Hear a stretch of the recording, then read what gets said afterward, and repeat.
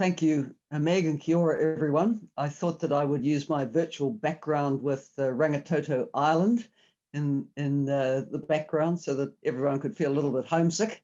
At the present time with COVID, a lot of people are coming home, but there's still a lot of you in the UK and elsewhere offshore.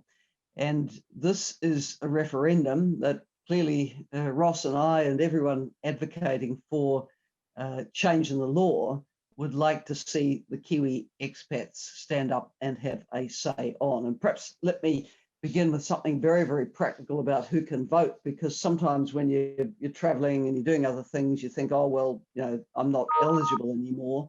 Actually, if you have been home at any time in the last 3 years as a citizen to see mum or for Christmas or whatever, you are eligible to vote. And if you are a permanent resident of New Zealand any time in the last 12 months. And it is very, very easy.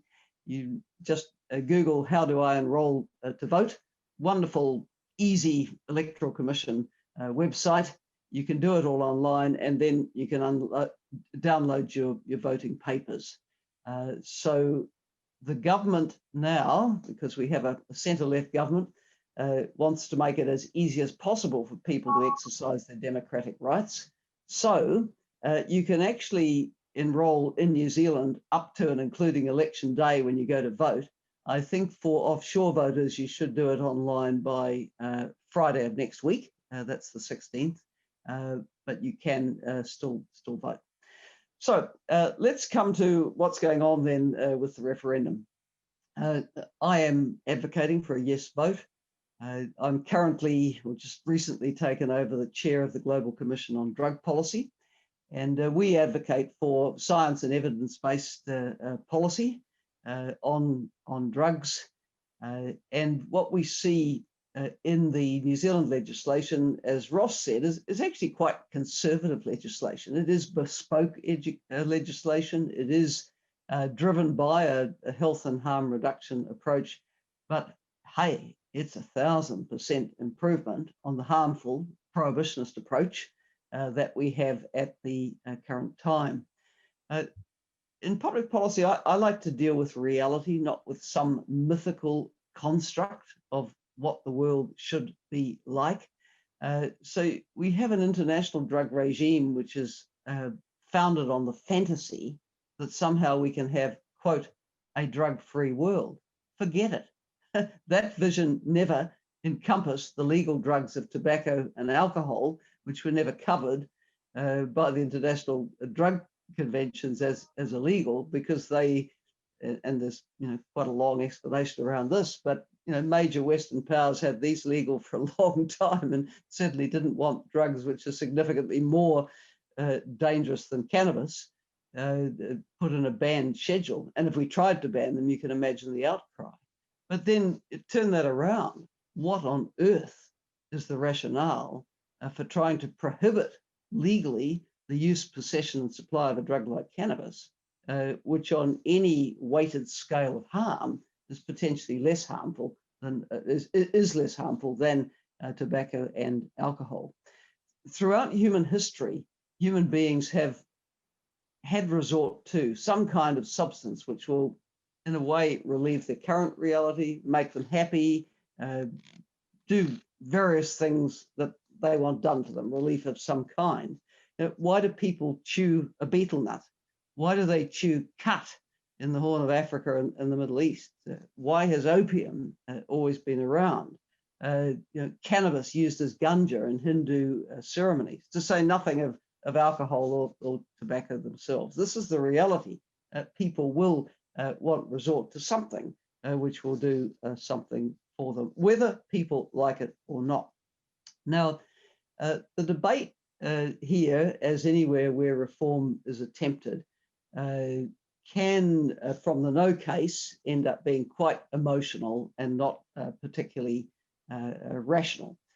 So let's deal with some of the issues. And because I'm active on social media and am getting a huge response, particularly on Facebook, which tends to reach right across demographics and society, you get to see what all the key lines of argument are.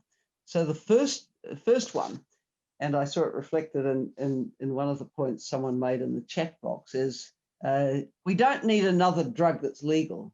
Look, hello.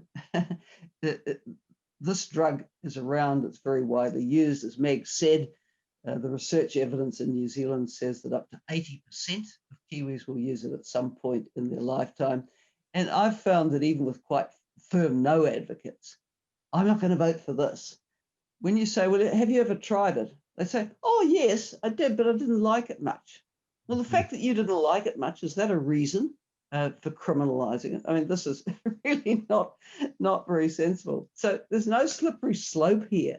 This is widely used, it's available, and it has, a very discriminatory impact in the way the law is enforced at the moment.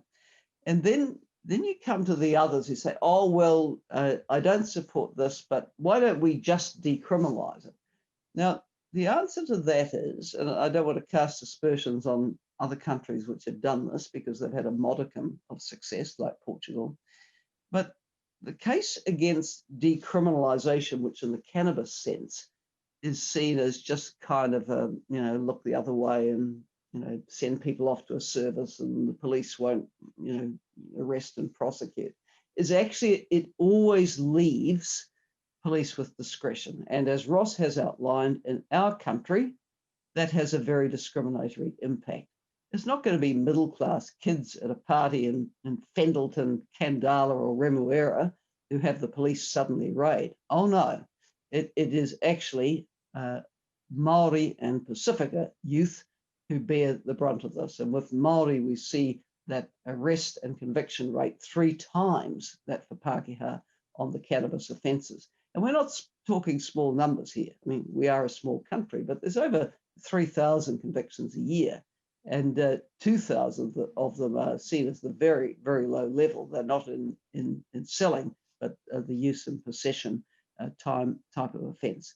So decriminalisation is not an answer here, as frankly it wouldn't be in the US, and frankly it wouldn't be in Britain, because we see the ethnic disparities in the way the law and order system treats our citizens, and that isn't fair.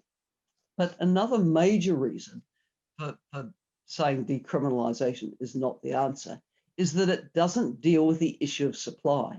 When people talk decriminalisation, they're not talking about legal sale.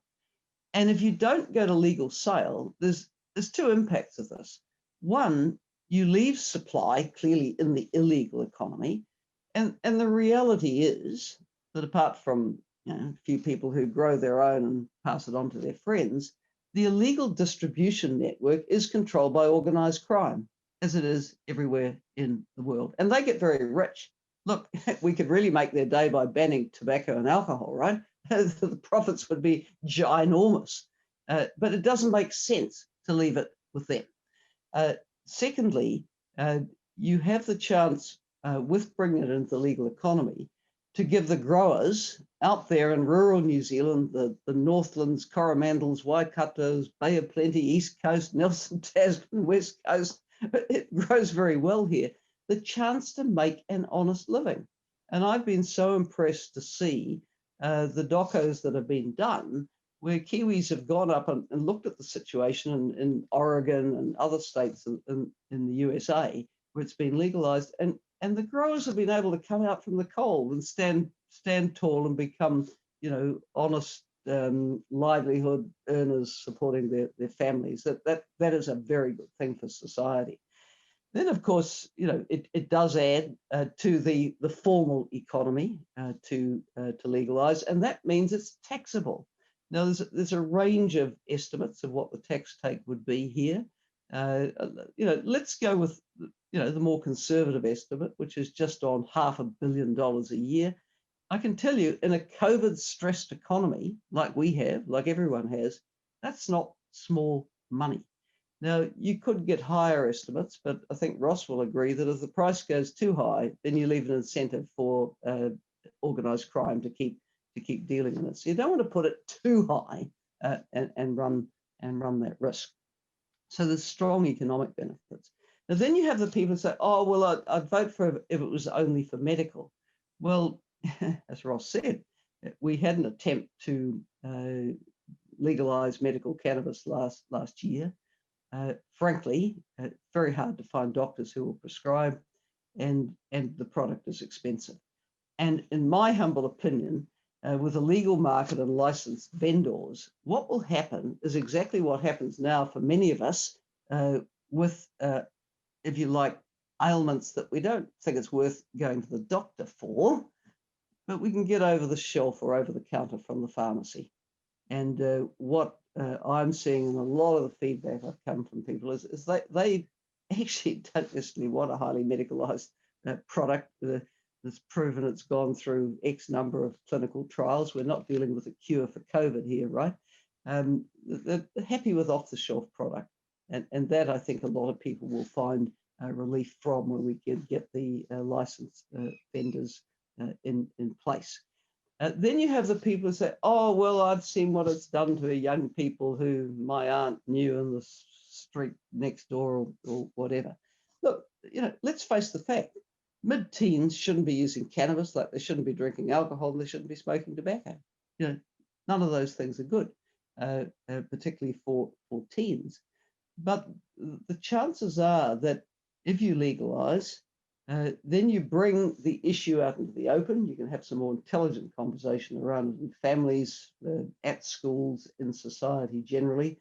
There is a levy in the bill for health services, so we might actually get some appropriate services, including peer support. And leaving it illegal isn't going to make the issue of the mid-teen use go away. And again, I say let's deal with reality here. So this is the kind of set of issues that we're dealing with in the debate. And as Ross said, it's quite close, and turnout matters. The Kiwi diaspora, which has been exposed to a wider world, and many of the folk who've never been or only popped across the surface or whatever, the Kiwi diaspora is more tuned in, I think, in many ways to what's happening in the world in these issues. And I really hope people will, just consider going online, checking their enrolment details now, and spreading the word that this can be won, but people need to vote. It's not going to be won because you think, oh, well, I'll leave it to the folks at home. Please get out and have your say.